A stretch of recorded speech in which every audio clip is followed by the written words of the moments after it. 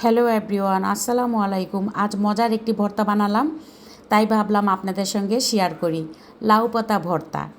লাউ পাতা ধুয়ে বেছে কুটে আমি পরিষ্কার করে সিদ্ধ বসিয়ে দিলাম। তার সাথে দিয়ে দিলাম আমি শীতল শুটকি, দিয়ে দিলাম রসুন, দিয়ে দিব কাঁচামরিচ, আর ফ্রোজিং করা কাঁচামরিচ দিয়ে দিলাম। আমার ফ্রিজে ফ্রোজিং করা কাঁচামরিচ ছিল, যেহেতু এখন বাজারে কাঁচামরিচের অনেক দাম। আর এই ভর্তার মধ্যে কাঁচামরিচ বেশি করে না দিলে ভর্তাটা ভালো লাগে না। ঝাল ঝাল হলে খুবই গরম ভাতে সেই স্বাদ।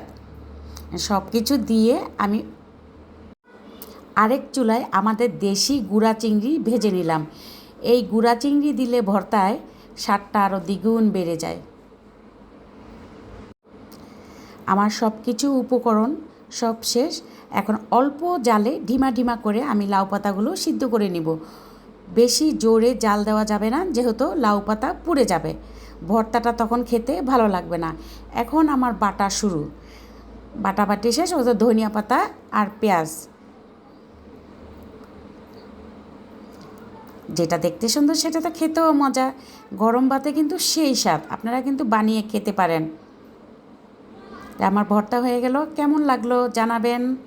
আল্লাহ হাফেজ, সবাই ভালো থাকুন।